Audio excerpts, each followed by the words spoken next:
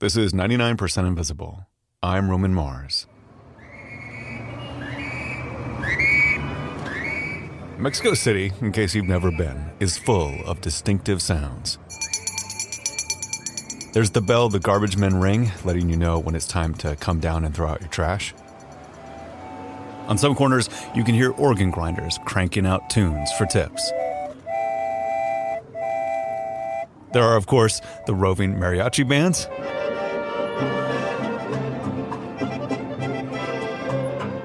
And there are the public markets where you can hear countless vendors hawking their products.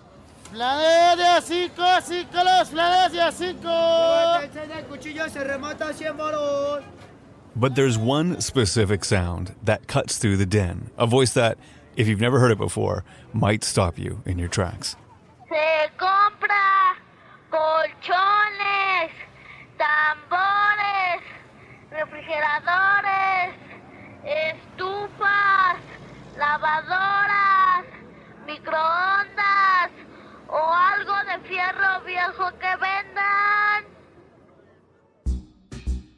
What you're hearing is a recording that trucks in Mexico City play on a relentless loop.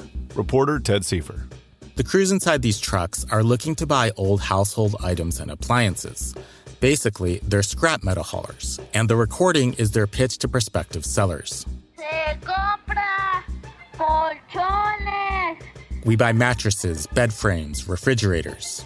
The list of appliances continues with stoves, washing machines, microwaves, and then crescendos gloriously with this line. O algo de fierro viejo que vendan. Which basically means, or any old metal thing you're selling. This last bit has become the recording's namesake, fierro viejo, literally old iron. The recording started popping up in neighborhoods surrounding the capital city in the early 2000s, but steadily the sound caught the attention of the internet and a growing number of amateur and not so amateur DJs and musicians.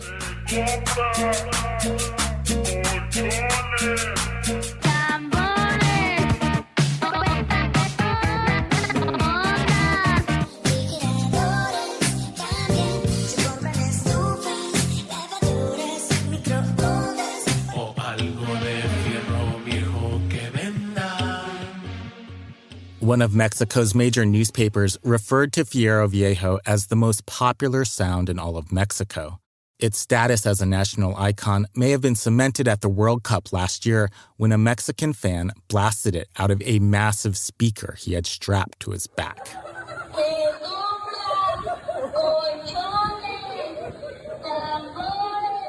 So how and why did fierro viejo rise from the streets of Mexico City to become this huge sensation?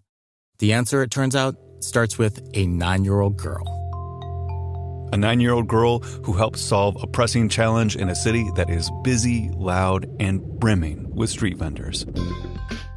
Fierro viejo is just one voice amid the cacophony of street selling in Mexico City. More than 50%, that's 50, of residents work in the informal economy. In a metro area of 22 million, that's a lot of vendors who go out every day, selling tamales, pressing fresh juice, collecting old appliances for scrap. The main driver of this massive part of the economy is necessity. There simply aren't enough jobs in Mexico's formal economy to go around. That makes street vending both a crowded space and a competitive one. You can hear the intensity of that competition playing out at the public markets, or tianguis, as the locals call them. Agua, refrescos, jugos, fríos, 3 refrescos de lata, 12, agua, refrescos, jugos. Pásale, aprovechele por este lado, gente. ¡Te vale 50 pesos! ¡Te vale 50 pesos! ¡Pura moda! There's a name for the calls vendors use to grab customers' attention in the middle of all this commotion. They're called pregones, and there's an art to them, one that's been refined over the centuries. Este tipo de sonidos o este tipo de pregones, que se les puede denominar así, tienen una historia, están arraigados en el pasado. That's Liliana Jamaica Silva. She's an anthropologist at the National School of Anthropology and History in Mexico City. She says the term pregón has a long history in Mexico and can be traced back to the period of Spanish colonial rule. In those days, pregones referred to the proclamations a designated town crier would make about new laws or notices of execution, that kind of thing. This purpose has, of course, fallen by the wayside, but the tradition of pregones has been carried on by street vendors, who have long been important figures in Mexican culture. Y entonces podemos ya encontrar en las películas, sobre todo en el cine mexicano, algunos de estos como pregones, ¿no? Por ejemplo, hay una película de... Jamaica told me that street vendors and their pregonists were often depicted during the golden age of Mexican cinema. In a 1951 film, you can hear the famed Mexican comic known as Tintan singing the praises of his freshly baked bread while riding his bike through the city. Panadero con el pan, tun, tun, el panadero con el pan, el panadero con el pan, el panadero con el pan. Tempranito va y lo saca calientito en su canasta para salir con su clientela por las calles principales y también la ciudadela y después a los portales y el que no sale se queda sin el pan para comer. Today, you can still hear some bread sellers using that little horn which people associate with the panadero. El pan.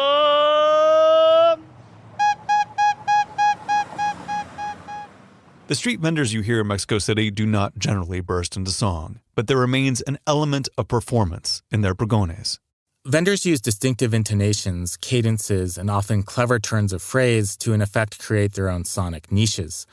This is especially important for itinerant vendors, the ones who sell their products in carts, trucks, or on foot. After all, they not only have to contend with the ambient noise of the city, but distracted customers who are busy doing other things. This recording is played by vendors who ride around selling tamales oaxaqueños, tamales in the style of the Oaxaca region. Many mobile vendors, like the bread sellers, enhance their pregón with sounds like bells. And sometimes the sound is so loud and so distinctive that no words are needed, like that of the sweet potato seller. The cart he pushes, by the way, is an ingenious contraption. A little wood fire steams the potatoes and powers that piercing whistle. Then there's the roving cooking gas seller, who opts for simplicity with his pregón. El goes.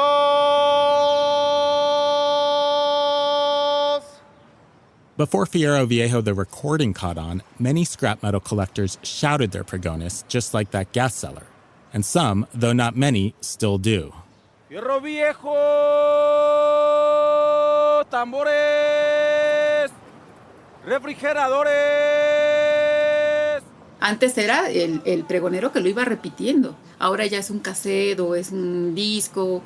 O sea, se han ido transformando las maneras, pero el significado y el uso no. O sea, lo que se transforma. Jamaica explained that while things like cassettes and CDs have changed the means by which vendors deliver their pregones, their basic function has not changed. And Fierro Viejo may be the clearest and loudest expression of that trend. While the Fierro Viejo recording fits squarely into Mexico's rich tradition of pregones, it's also a stark departure from it, and that has everything to do with the voice that delivers it. Se compra colchones. So high-pitched, it occupies its own sonic register. Each syllable delivered forcefully, yet almost wearily. The incongruity of it is arresting. No sé qué cosa les causa el sonido de la niña, que todos los perros empiezan a aullar, ¿no? Eso no sé. For her part, Jamaica isn't sure what it is about the voice, but it does make all the dogs in her neighborhood howl.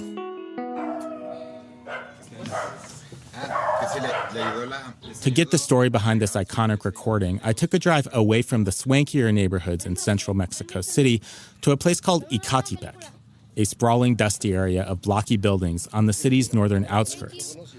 That's where I met Marco Antonio Torron and his family. Marco has had many jobs in his nearly 60 years: cop, chef at a Japanese restaurant, bed frame seller. But the family business, and his greatest love, is entertainment. Ella es payasita, yo soy payasito. Ella es chimbombita, yo soy chimbombín. My daughter is a clown.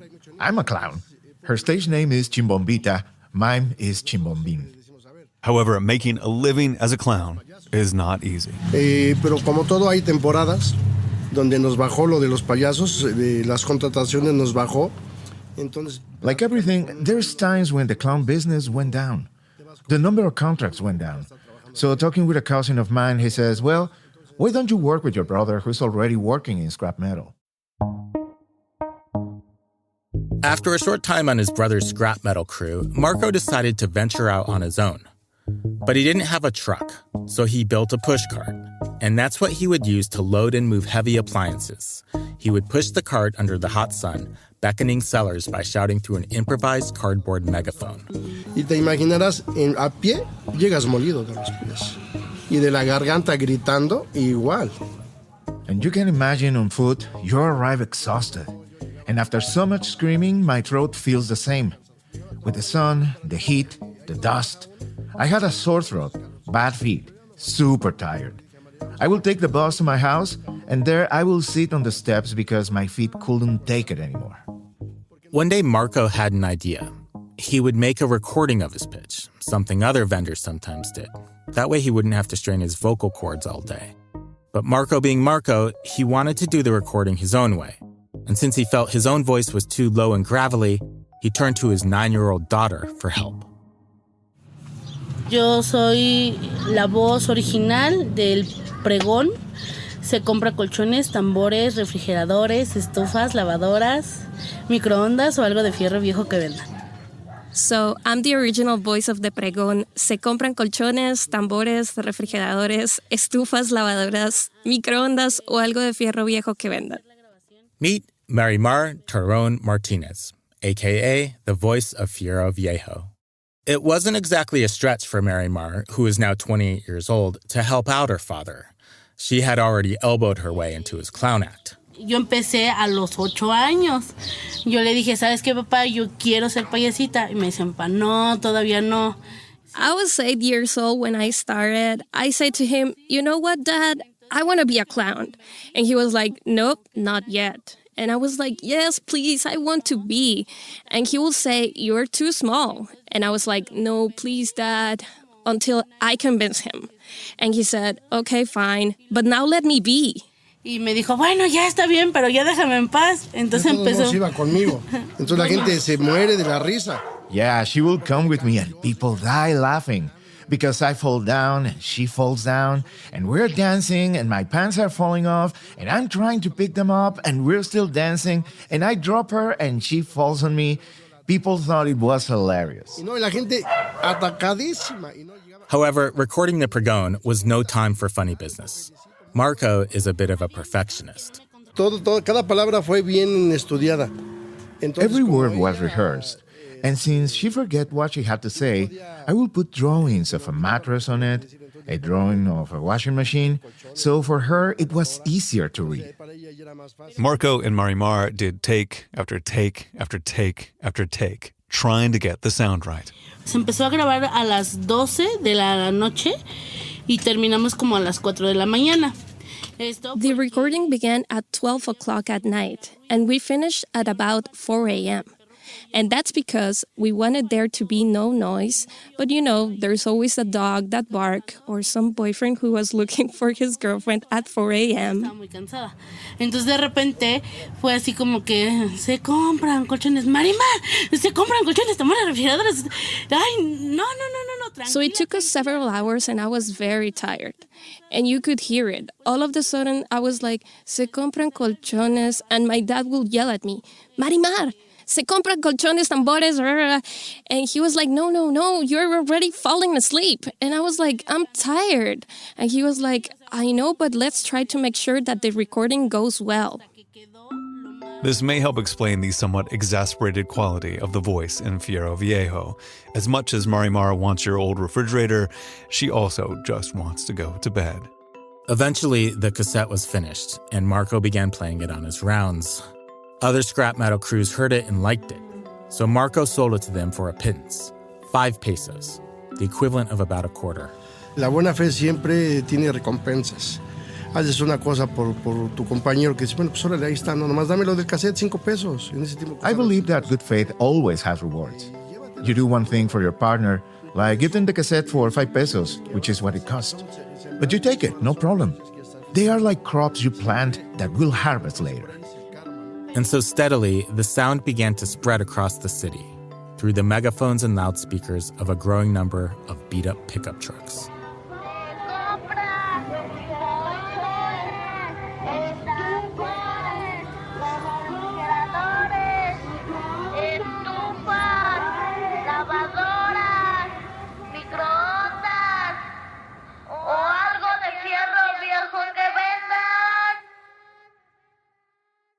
Scrap metal collecting is just one small corner of Mexico's massive informal economy.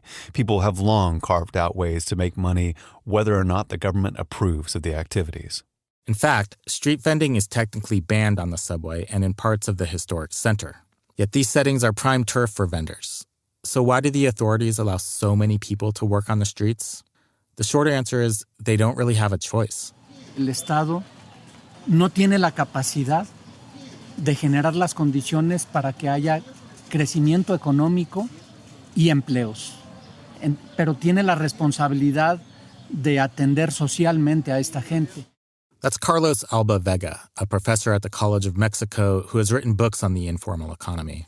Carlos says the Mexican state does not have the capacity to create the conditions for economic growth and jobs, but it does have the responsibility to serve those who work in the informal economy.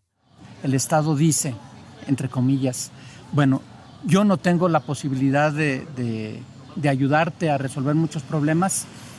The state says in effect to street vendors, well, I can't help you solve many problems. You don't have Social Security. If you get sick, you're on your own. But what I can do is cover my eyes so that you do what you need to do and I tolerate you. Entonces la tolerancia como una forma de redistribución social. ¿No? So tolerance as a form of social redistribution. Because there are laws in the books against many aspects of informal commerce, enforcement often comes down to political expediency. This leaves a huge gray area governed by unspoken codes and occasional bribes. Existe una regulación, pero esa regulación no es una regulación formal, es una regulación informal. Existen reglas no escritas que la gente que vive y trabaja en estos lugares conoce y respeta. Y si no lo respeta, le cuesta caro, ¿no? Alba told me that there is regulation of the informal economy, but it's an informal regulation. There are unwritten rules that vendors know and respect, and if they don't respect them, there can be severe consequences, including violence. As parts of Mexico City become more gentrified, there are signs that the tolerance Alba refers to may be wearing thin. A recently enacted policy requires street food vendors in certain neighborhoods to display standardized signs with a city seal. This did away with a long, rich tradition of colorful, hand-painted stalls. The city also recently passed rules concerning noise pollution. While primarily aimed at construction sites and industrial businesses, it also applies to vehicles, and trucks blasting Fierro Viejo would very likely exceed the 68 decibel limit. None of the scrap metal crews I spoke with said they had received any tickets or fines, but one guy did say that they were more likely to be hassled in certain areas. ¿Los autoridades se molestan un poco? En algunos lugares. Sí, ¿cómo qué? Colonias más de dinero, porque la gente le molesta el ruido. He said they sometimes have problems in wealthier neighborhoods because people are bothered by the noise. And Fierro Viejo does have a way of injecting itself into one's daily life in Mexico City. This is something Mike Fortu was well aware of when he was studying music production about 10 years ago. He would often hear Fierro Viejo coming through the windows. It's so iconic, so loud. You can't even complain. Like, I live here in an apartment. I hear it 3 times a day. And like, you can't be mad at it. You know, it's part of the city. One day, Fortu was struck by something in the recording. The rhythm.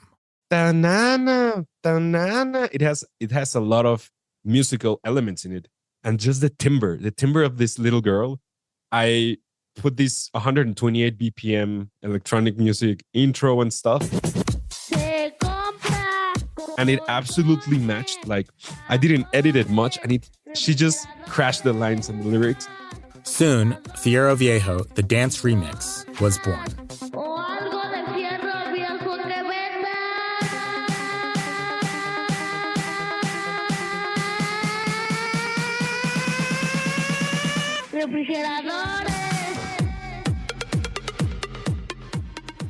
Fortu may have been one of the first producers to sample Fierro Viejo, but he certainly was not the last. You can find tracks on Spotify and YouTube that riff on the pregón in various ways.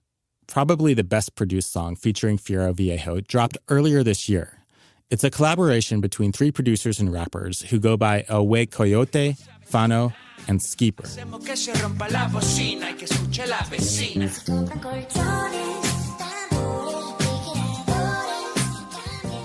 The video is excellent. The three rappers vamp it up like they're rolling in a tricked-out Lambo, but they're actually in an utterly ragged old pickup, piled high with old mattresses and junk. El Wey Coyote told me it's sort of an homage. It's a celebration of doing what you have to do to make a living with a certain degree of style and ingenuity. In this sense, songs that sample Fierro Viejo are about more than winking irony. They're about an identity. Here's Mike Fortu again. Yes, like if you play that, it's almost like an anthem, you know? You played it, as you said, in the World Cup, and people are gonna turn to find the wolf pack of the Mexicans, you know? We can be scattered around the world, and if you give us something to unite for and something to party, we're gonna rock the night there. My interpreter, Jose Luis Viesca, a lifelong Mexico City resident artist and writer, had an interesting perspective on why Fierro Viejo has resonated the way it has. It speaks, I think, volumes. No, I think we're very proud of our creativity, and how we always solve things like this thing with 3 clips and 1 piece of chewing gum. But at the same time, I think it's something to be expected from Mexicans. So you will have somebody that takes a loudspeaker on their backpack in order to make noise, in order to attract attention, in order to precisely do something maybe surreal.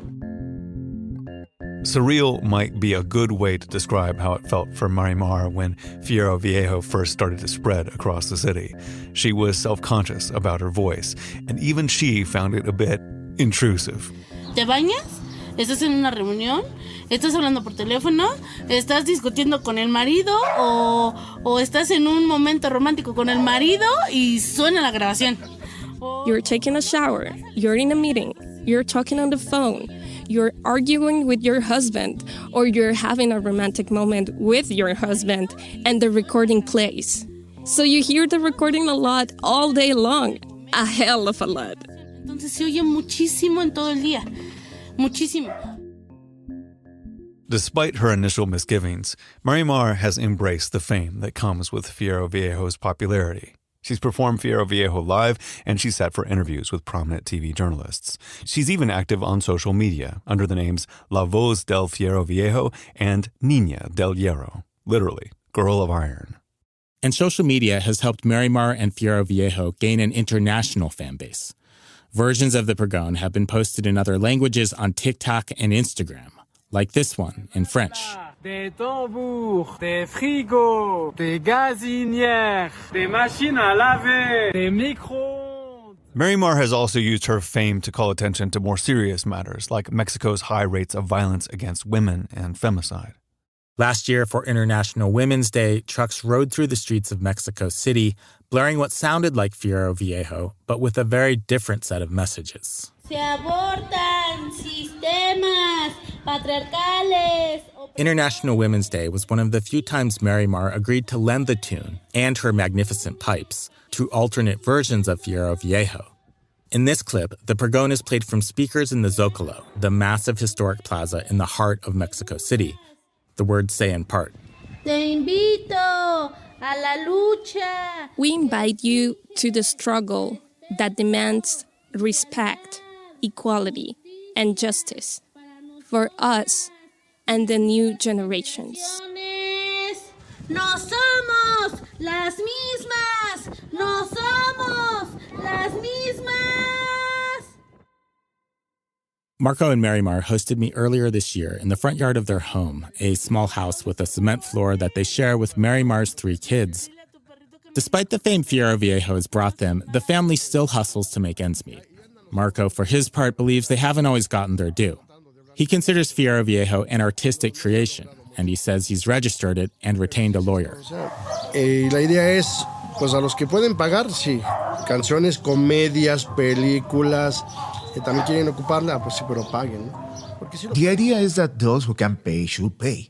Songs, comedies, movies, short films. If they want to use it, they should pay because they can afford it. But for the carreteros, the people who buy scrap metal, it's very difficult. Very difficult.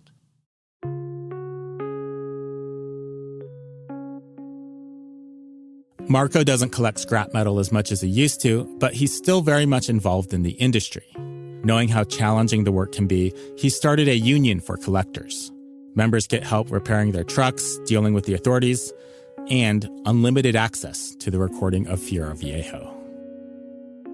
There is at least one constant in the lives of Marco and Mary Mar since the days he was pushing a cart and hollering out of a cardboard tube. They still perform as clowns, only now, Fierro Viejo has become central to their act. La verdad me sorprende, entonces cuando vamos a los eventos y hacemos ese número, me tienen que decir un sonido de la Ciudad de México y empiezan los niños, el del agua, el del gas, el del fierro viejo, empiezan, se compran colchones. The truth is, it surprises me when we go to events and do that number. You have to tell me a sound from Mexico City.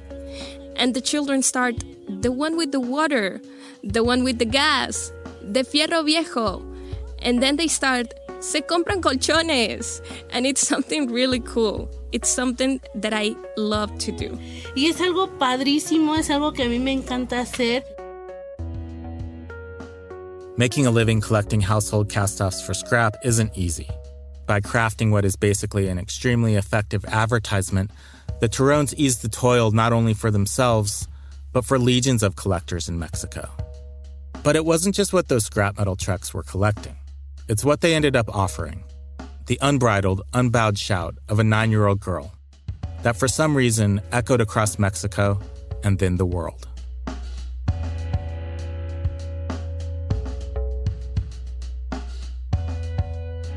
More on the sounds of Mexico City after the break.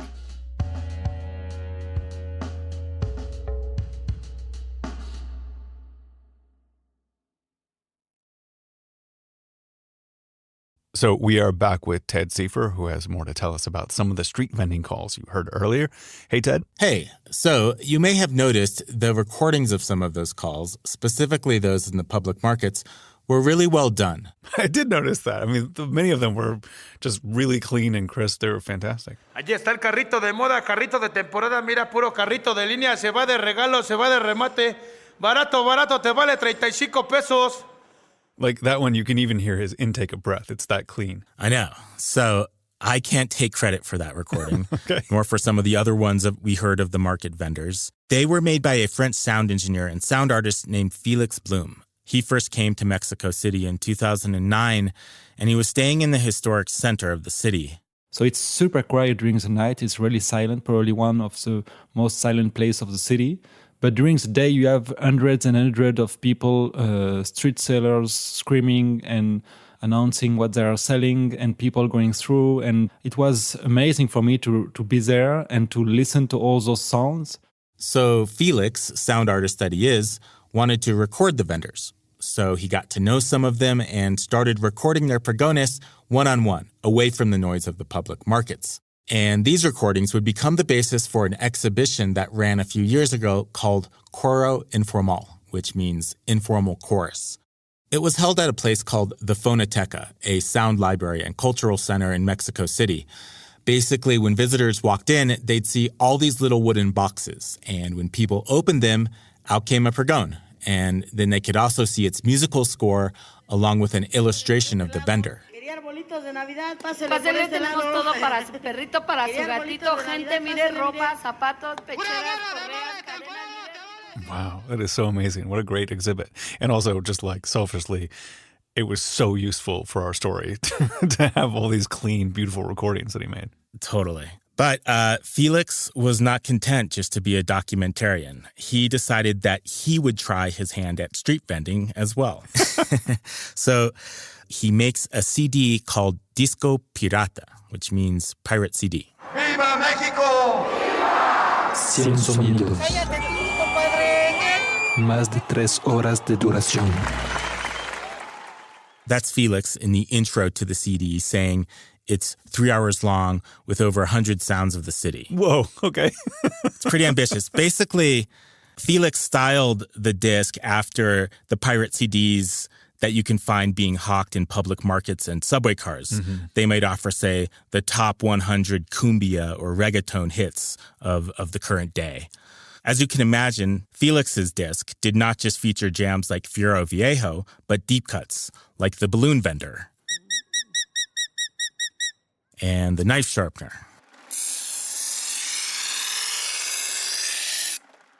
Felix then boarded subway cars and tried to sell the CD in the style of the locals. Ciudad de México son 100 sonidos típicos de la Ciudad de México en formato MP3. Son 10 pesos. 10 pesos le cuesta. 10 pesos le vale. Todos los sonidos más típicos de la Ciudad de México en 10 pesos. Ahí está el formato. Well, he certainly was committed to the bit. I mean, it's pretty gutsy to, sell your Pregones CD with a French accent, like in a crowded subway car. Like, did he end up selling a bunch of these? Well, from a commercial perspective, it wasn't so successful. He said he only sold a few discs. So it wasn't so easy to scream. And then I met some people selling disc at this time, and they said, well, you should do it like this. You should go on this line, the green line. The green line is better for you because it's like university and they will like this kind of stuff. And they even tried to sell it for me. I can give you a few copies and try to sell it. So the other vendors were giving him pointers for how to shout and sell some things at the same time. That's really amazing. It sounds like Felix was really inspired by the sounds of Mexico City. I mean, did you get a sense from him like what he was really going for in his art when he was archiving these and presenting them? Yeah, we chatted about that. One of his goals was definitely documentary, right? He wanted to record the vendor calls because they are such an easily overlooked and ephemeral part of the city's identity. I think the act of recording in general, it's like building a memory of a place. It's building a memory from a moment or from people living these territories, or probably those sounds will disappear at some point. They will change, at least. So I personally experienced what Felix is talking about here, how the sounds of the city change and evolve over time. For example, this is Felix's recording of a tamale vendor. Hay tamales oaxaqueños, tamales calientitos. And here's the pregón by the same guy, mind you, that I heard when I was in the city. Ya llegaron sus ricos y deliciosos tamales oaxaqueños. Tamales oaxaqueños, tamales calientitos. I mean, I personally like the current one. The lyrics, so to speak, are more complex. It's got a nice flow. These are the kind of things that you start to notice when you spend a lot of time, maybe too much time, listening to pregones. It is. Anyway, it was important for Felix to try and capture and preserve these sounds, but he had another goal with his sound projects, and that has to do with the notion of public space. The public space is a space for all, in the place to be able to be listened to. And this all happens in the public space. And I think that's the important things of listening to this public space, to listen to what people want to say, to what people is saying, and maybe not enough people are listening to them. That's so true. And I'm so glad that more people are listening. And I'm so happy with this story and that I got to hear these pregones for myself. So I really appreciate it, Ted. Thank you. Absolutely. It was my pleasure, Roman. It was a really fun story to work on. 99% Invisible was produced this week by Ted Seifer and edited by Jason De Leon. Fact-checking by Sona Avakian. Voiceover work by Johan Rashi Vega and Laura Obate. Original music by Swan Real. Sound mix by Martin Gonzalez. Delaney Hall is our senior editor. Kurt Kolstead is our digital director. The rest of the team includes Vivian Lay, Chris Berube, Emmett Fitzgerald, Christopher Johnson, Kelly Prime, Lashma Dawn, Jacob Maldonado Medina, Joe Rosenberg, and me, Roman Mars. The 99% Invisible logo was created by Stefan Lawrence. Special thanks this week to Jose Luis Viesca, Aaron Reese, Jorge Mendoza, Eric Cerna Luna, Felix Bloom, and to Marco and Mary Mar Tyrone. We are part of the Stitcher and SiriusXM podcast family, now headquartered 6 blocks north in the Pandora building in beautiful Uptown, Oakland, California. You can find the show and join discussions about the show on Facebook. You can tweet at me at Roman Mars and the show at 99pi.org. We're on Instagram, Reddit, and TikTok too. You can find links to other Stitcher shows I love, as well as every past episode of 99pi at 99pi.org.